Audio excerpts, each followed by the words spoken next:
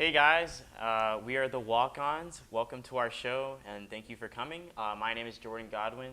To my left.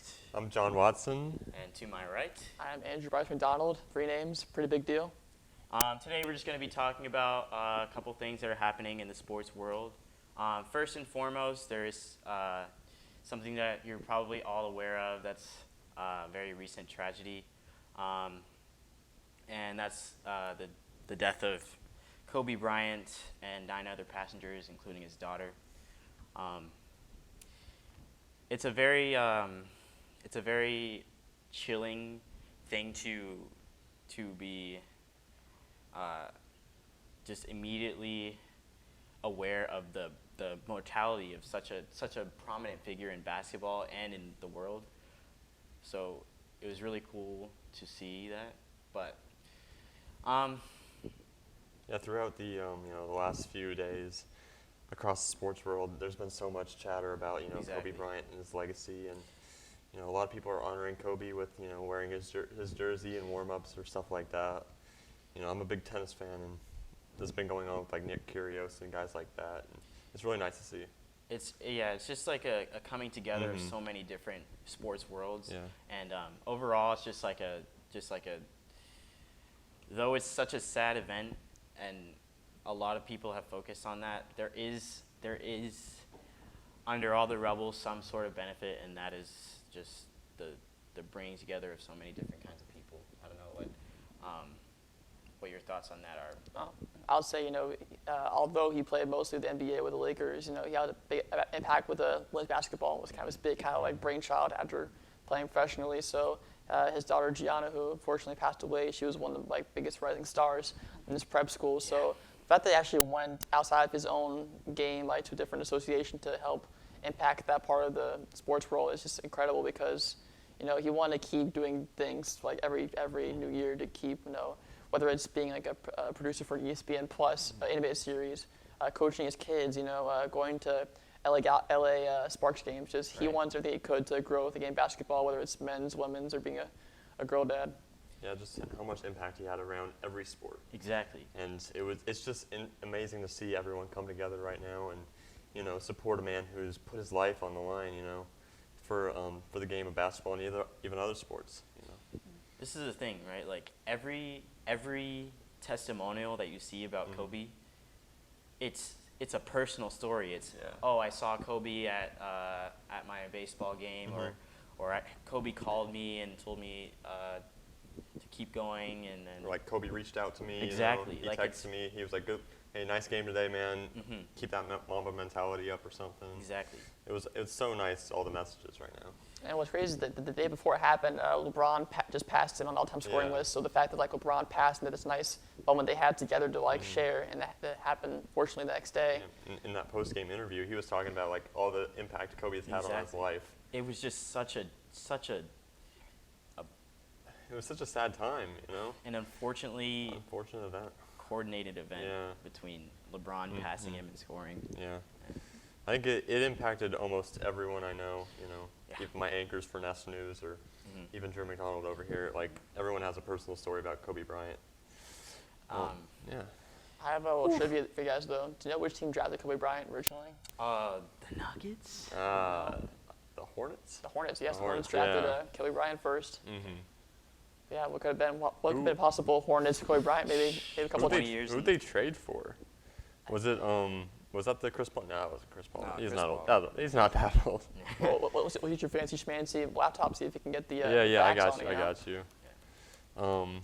It's probably like some no-name player, like LeBron James or something. Yeah.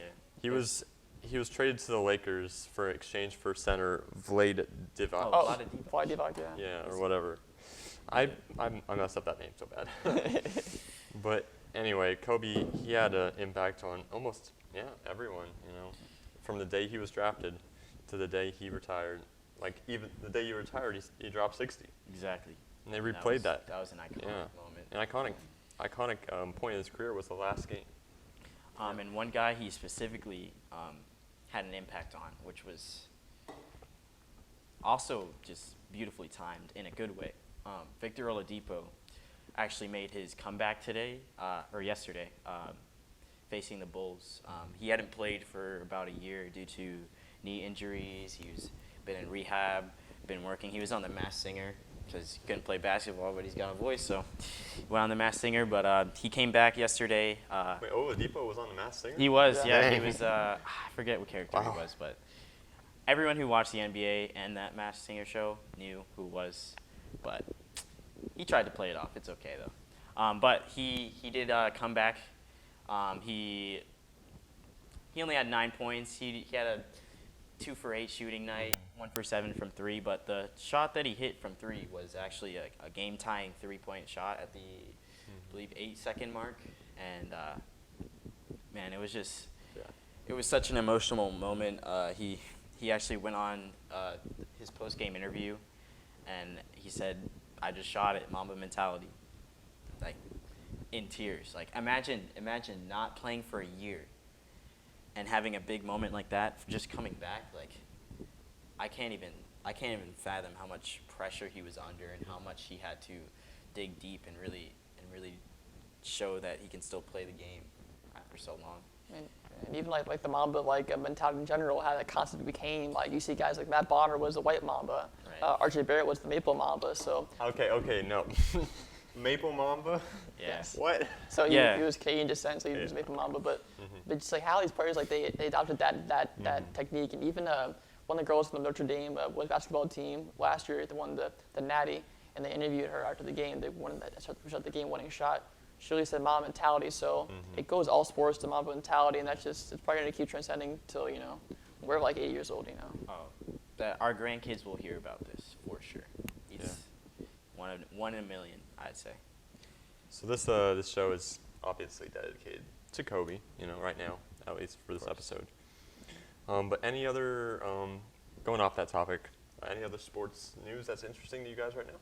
Yes, on Jacksonville sports, I recently saw a soundbite from Gardner Minshew saying that he felt like he found his people in Jacksonville. And wanted to know what you guys thought about that. We did just sign Nick Foles last year. We thought we saw a future with him, but it didn't seem to go so well for him. He got subbed out of the game that I went to, actually, versus the Bucks. Yo, I was there too. You were Yo. there. Yeah, that was a good time. Yeah. And he might be on the way out just after his first year, signing a $90 million contract. He's definitely on the way out.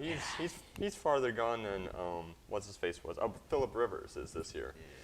And Phillip Rivers is already off the team. He moved to Florida. Yeah. He's out of there. But the Jags, what you're saying about Gardner Minshew and having like a Jacksonville mentality right now, is that he's a big Jacksonville guy. Oh yeah. And I've been interested. George. He used to live in Washington State, I believe. you I just don't think he was a Washington State guy. Like Washington's like cold. I feel like any person, any team, any sports fan base that received a character like Gardner Minshew would be overjoyed to have somebody that passionate and I like Gardner Minshew because he's not as like cocky as like No. Lamar Jackson or as Baker Mayfield is. He's kind of humble. He's a little humble, He's but a he's humble also guy. a little like expressive. He's got the caravan. Oh, yeah. He's got the RV now. Going Put a on picture right there. Going on a tour around the He's world. going to tour around the world, Yeah. or the U.S. I mean. It'd be pretty hard to get to China. You can try.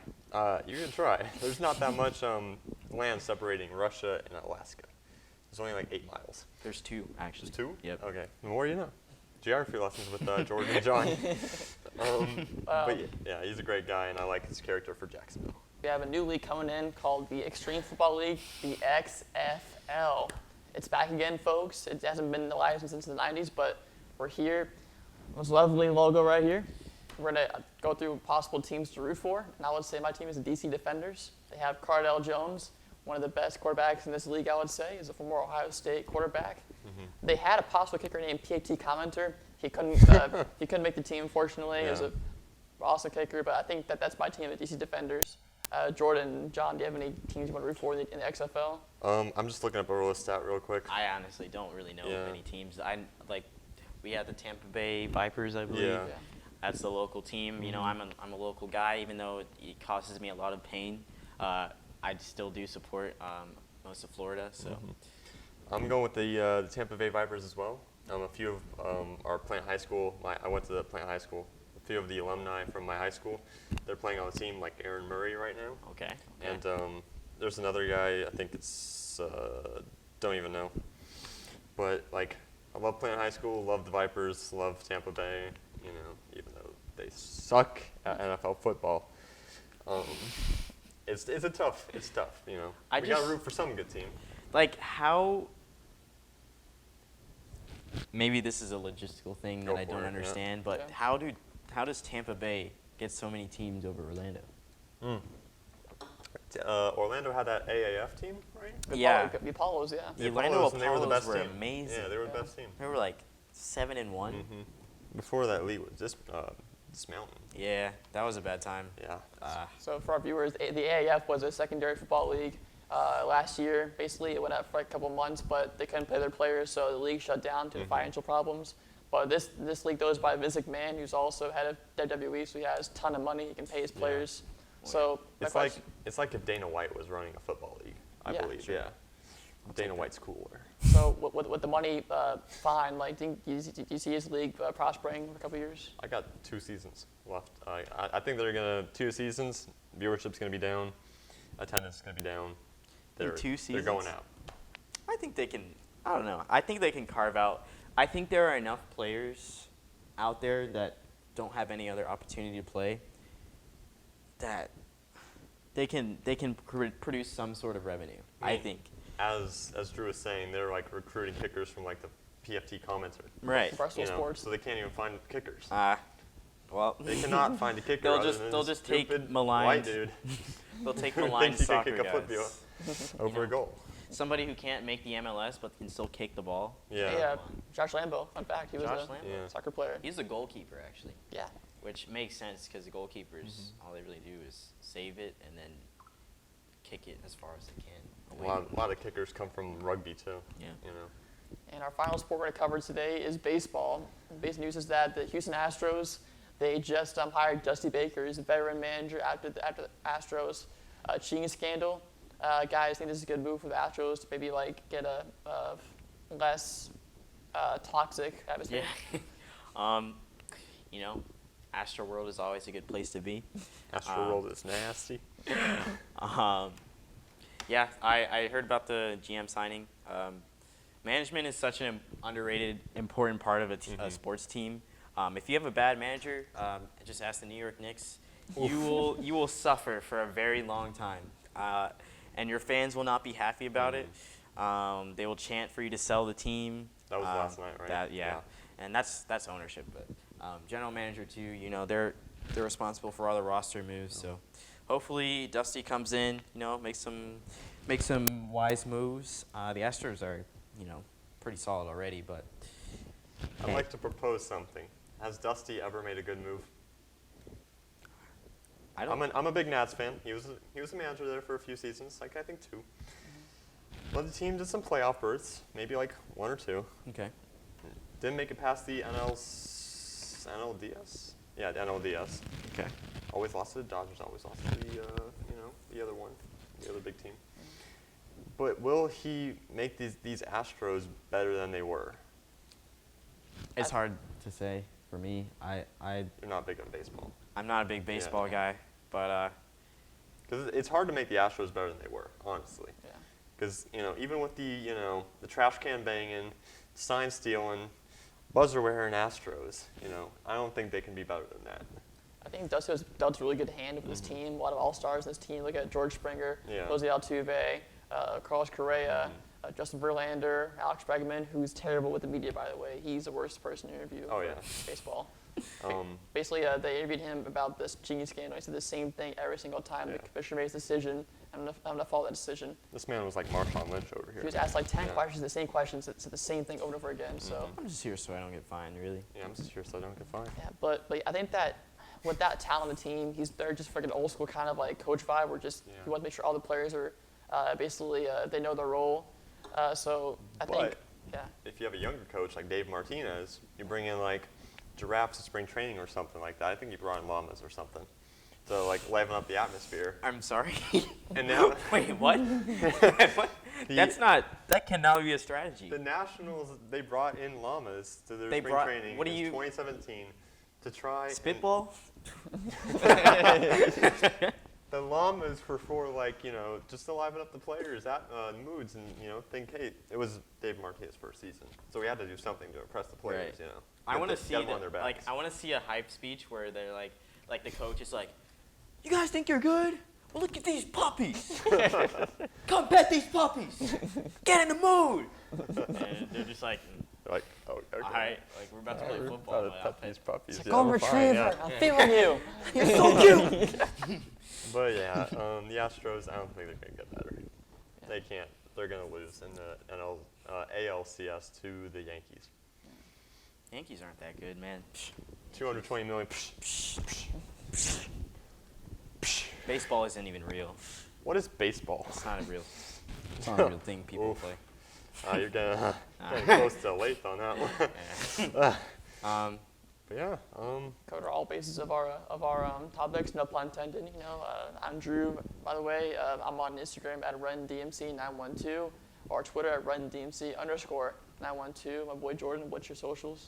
JGod winning every single platform you can possibly think of. You just type in J, then GOD, then winning, and you found. Jake got winning on Instagram. I'm Yes, sir. John W. Watson 76 on Instagram and Twitter. If you need to reach out to my Facebook, don't. And that's about it for me. Thank you guys for joining us. First episode of Walk-Ons. Yep. And Peace that's a out. home run, baby. Let's do it.